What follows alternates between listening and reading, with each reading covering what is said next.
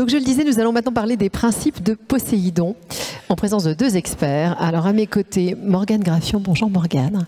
Vous êtes responsable des Poséidon Principles au Global Maritime Forum. Et James Amos. Bonjour James, vous êtes Head of Marine France. Je ne sais jamais quand on me donne des titres en anglais, s'il faut que je les dise comme ça en anglais. Très bien. Responsable de la ça. Maritime France. Voilà. Chez AXA XL. Voilà. Alors pour commencer très simplement, je sais que vous êtes des auditeurs attentifs de Paris Mat d'année en année, mais je pense que c'est quand même pas mal pour ceux qui y seraient là la première fois de nous rappeler ce que c'est que ces principes de Poséidon. Concrètement, de quoi est-ce qu'on parle, Morgane ? Oui, alors déjà merci de m'accueillir ici, et moi au contraire je suis française mais je fais peu d'interventions en français, donc il faut compter sur moi quand même. Donc pour situer ce que sont les principes de Poséidon, ce sont des principes qui ont été créés en 2019. Si je vous fais un voyage dans le temps, en 2018 on a la nouvelle stratégie de l'Organisation Maritime Internationale, qui est l'agence de l'ONU pour le secteur maritime, qui met en place sa première stratégie sur le climat, avec une réduction assez ambitieuse à l'époque, 3 ans après l'accord de Paris. Et aux mêmes dates, mon employeur, le Global Maritime Forum, met en place ce sommet annuel qui est un peu le Davos du maritime, avec les 200 plus grands chefs de différents secteurs maritimes. Et à ce moment-là, des financiers, des banquiers se rassemblent et se disent « mais qu'est-ce qu'on fait ?» Là, on a une espèce de black box où on ne sait pas dans les émissions, quelles sont les émissions des navires dans lesquels on investit, et il y a un vrai risque financier et extra-financier. Donc comment fait-on pour avoir plus de transparence et réguler un peu cette opacité à date, donc en 2018. Et de ces discussions ont émergé cette idée d'avoir des principes de Poséidon, pour pouvoir avoir un référentiel mondial et évaluer concrètement les émissions des navires. Donc ça c'est en 2018. Et en 2021, les assureurs se sont aussi réunis en se disant mais nous aussi on devrait faire quelque chose, en particulier avec le lead de Swiss Re et Patricia. Et donc ces principes ont aussi émergé, et l'idée c'est vraiment de promouvoir la transparence, d'avoir un référentiel mondial pour se dire je vais évaluer les émissions de mon portefeuille de corps et machines et je vais avoir cette meilleure vision. Et aujourd'hui, c'est 10 signataires, on en a certains dans la salle comme AXA XL ou SCOR, des membres affiliés qui vont être des courtiers investis. Et voilà, de façon assez synthétique, ce sont ces principes. Très concrètement, James, ça sert à quoi de votre point de vue ? Alors, on a, comme expliqué, on a mis en place la norme pour quantifier et surtout pouvoir partager l'information de l'empreinte ou de l'intensité carbone des portefeuilles corps moteur des assureurs. Donc ça c'est la base, et à partir de là, on va pouvoir mesurer les évolutions, qu'elles soient positives ou négatives, en fonction j'ai envie de dire, des changements des navires que l'on va couvrir. On commence à avoir des effets aujourd'hui ? Alors on commence à avoir des effets, oui et non. J'ai plutôt envie de dire qu'on est dans la partie du T0, de l'étalonnage. Voilà. Et c'est au fur et à mesure des cycles de souscription qu'on va voir les nouveaux navires entrer dans le portefeuille. Et donc là, voir les évolutions. On commence à avoir déjà des tendances. Mais pour donner quelques chiffres aujourd'hui, je pense qu'on peut évaluer à peu près 20% dans le cadre de PPMA et des portefeuilles corps moteur des assureurs. Morgane, vous avez déjà fait des rapports, je crois, qui nous donnent un peu de chiffres. Hein. Oui, je peux vous donner un peu de chiffres un peu plus concrets parce que ça peut paraître un peu abstrait parfois.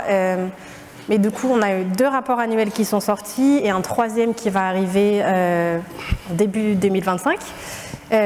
Donc l'initiative est finalement assez récente. Chiffres clés. Et pour vous réexpliquer comment ça fonctionne, donc chaque année, les signataires vont publier leur score d'alignement climatique. C'est un score unique annuel. Sur la base des données qu'ils vont collecter auprès de leurs clients, ils vont évaluer navire par navire si un navire est aligné ou non par rapport à l'ambition de l'Organisation Maritime Internationale à date, puis au niveau du portefeuille, et ça nous donne un score global par signataire. Et le dernier rapport, on a ensuite une moyenne pour l'ensemble des signataires. Donc quand on prenait l'ambition initiale de l'Organisation Maritime Internationale, qui était d'avoir 50% de réduction de CO2 d'ici 2050, en 2021, on avait un plus 13,6% c'était le score d'alignement climatique en moyenne. Donc ça veut dire qu'on était à 13,6% au-dessus de là où devrait être l'Organisation maritime internationale. Donc des scores qui sont au-dessus de l'ambition et donc non alignés climatiquement. Ça, c'est la première chose, mais ça a aussi permis d'avoir des dialogues assez concrets avec ses clients via ses courtiers. On voit la transparence qui commence à se mettre en place aussi. Et l'idée, c'est de se dire aussi que cette donnée, elle ne va pas être utilisée pour pénaliser, pour sortir des navires des contrats. Ce n'est pas du tout ça l'objectif, c'est de se situer, d'avoir une stratégie, moyen d'évaluation commune et d'avancer aussi dans ce dialogue de façon assez concrète avec ses clients. Ce qui est important de se dire aussi, c'est qu'il y a évidemment une marge de progression.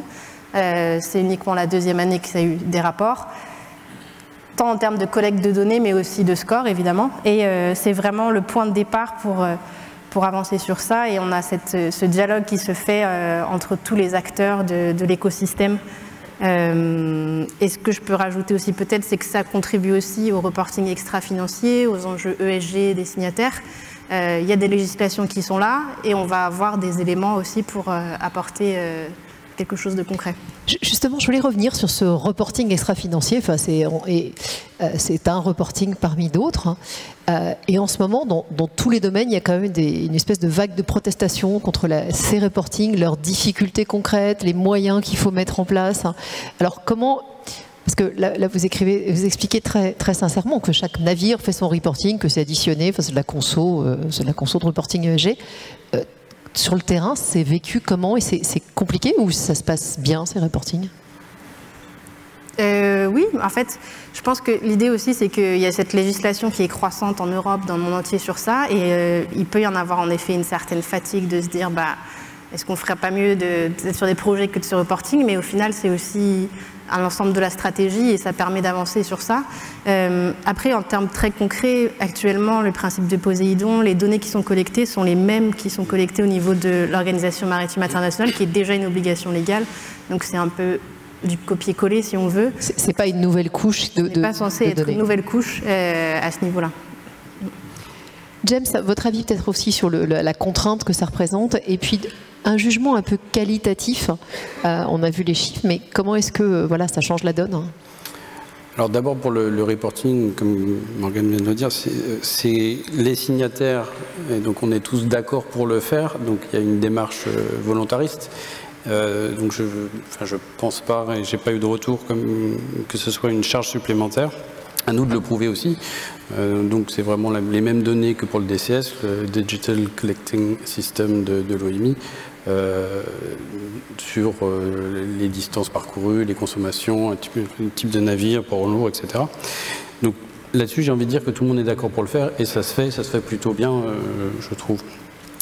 Après, le qualitatif, qu'est-ce qu'on en ressort aujourd'hui? J'ai envie de dire pas grand-chose pour l'instant, et pour les mêmes raisons. On est en train d'écrire la préface de PPMI, et c'est l'après qui va être intéressant. Ça va être la sonde, ça va nous permettre de mesurer ces évolutions. Et peut-être pour ajouter aussi sur cet aspect qu'on peut percevoir comme contrainte, moi je travaille aussi pour les principes de Poséidon pour les banques, et donc souvent, comme les assurances, vous avez aussi différents secteurs que vous assurez ou dans lesquels vous investissez, et les retours que nous avons, c'est que c'est aussi hyper utile d'avoir quelque chose qui est très spécifique au secteur, qui est comparable entre les acteurs, et que c'est finalement aussi bien d'anticiper les législations et d'avoir quelque chose qui correspond à l'industrie en fait. Si on regarde en avant, ça va être quoi la prochaine étape? Alors la prochaine étape, si je me place du principe de Poséidon, l'entité en tant que telle. Donc ça va être des changements méthodologiques à venir. Donc on a eu une nouvelle stratégie des gaz à effet de serre de l'Organisation maritime internationale qui est bien plus ambitieuse depuis juillet 2023 et qui commence à rejoindre l'ambition de l'accord de Paris, puisque le secteur était en dehors de l'accord de Paris jusqu'ici. Et donc là, c'est des émissions net zéro d'ici ou autour de 2050, avec des points intermédiaires à 2030-2040. On passe aussi à des émissions sur l'entièreté du cycle de vie. Je ne vais pas rentrer trop dans les détails, mais c'est quand même, on va avoir une ambition beaucoup plus importante. Donc le régulateur est là et montre la voie, et maintenant c'est comment nous on va implémenter ça dans la méthodologie. Donc on va avoir de nouvelles trajectoires. Les prochaines étapes, c'est aussi évidemment de tirer parti des enseignements. On est à 2 ans et qu'est-ce qu'on peut améliorer, notamment sur la collecte des données. On sait qu'au niveau des navires, des assureurs, il y a beaucoup de navires qui entrent dans la zone. Donc comment on améliore aussi ces process. Et bien sûr, l'autre objectif aussi, ça va être de grandir en termes de signataires et au niveau régional. Donc que ce soit en Asie ou partout dans le monde en réalité, plus il y a d'acteurs qui rejoignent le mouvement et plus ça va aussi être positif pour créer plus de transparence. Et le changement climatique, on sait tous, c'est un des enjeux les plus pressants de notre époque. Donc c'est aussi dans ce sens-là qu'il faut continuer les efforts. James, la prochaine étape? Alors, je vais mettre ma casquette d'assureur. La prochaine étape, c'est d'abord accompagner nos clients dans cette transition avec les choix technologiques qu'ils auront pris, que ce soit le gaz, ammonia, électricité. Je vais peut-être froisser quelques esprits, mais le nucléaire, dans quelques années, j'imagine, va arriver sur la table. Donc, c'est les accompagner. Les connaissances, nos connaissances au niveau de ces innovations, l'accompagnement scientifique. Ça, c'est la première étape. Et après, c'est de pouvoir aussi proposer aux clients des offres idoines avec les nouvelles problématiques qu'on va rencontrer.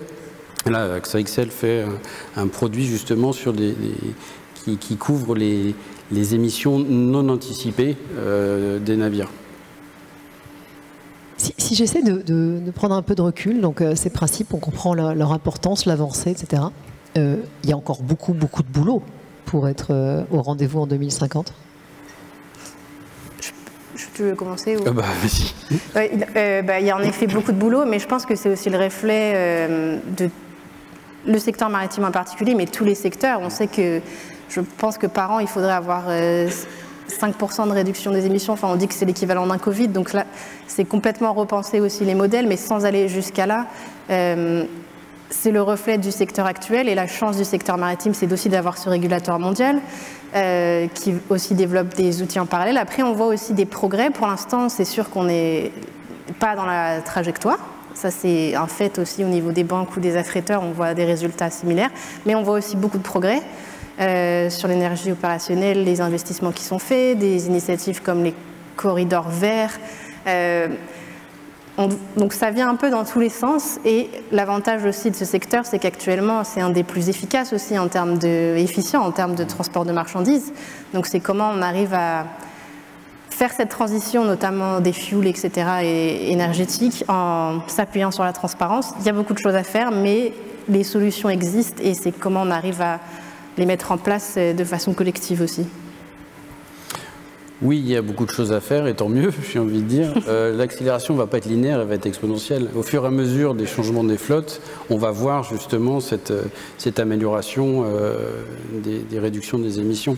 Donc oui, il y a énormément de choses à faire, mais il faut garder espoir. Un mot pour conclure. Pour conclure, moi j'ai envie d'appeler à un effort collectif aussi, donc toutes les bonnes volontés sont importantes. On est tous justement dans le même bateau en termes de climat, et finalement cet aspect extra-financier vient s'imbriquer aussi. On a entendu aussi beaucoup de choses de dire comment on assure un monde qui, avec tous ces effets du changement climatique, etc. Donc ça fait beaucoup sens, je pense, pour les assureurs évidemment, mais l'appel c'est de se dire rejoignez le mouvement et contribuez aussi à cette transparence. Voilà. James, le mot de la fin. Ben oui, non, mais rejoignez le mouvement, je trouve que c'est pas mal comme conclusion. Plus on aura de données, plus on pourra mesurer, et plus on pourra changer les choses. Donc pour moi, c'est un point clé des PPMI. On est tous dans le même bateau, je pense qu'on est tous convaincus dans la salle. Oui, faisons-le, quoi. Merci beaucoup, merci pour ces mots d'encouragement, merci d'avoir rendu le sujet très limpide. Merci à vous.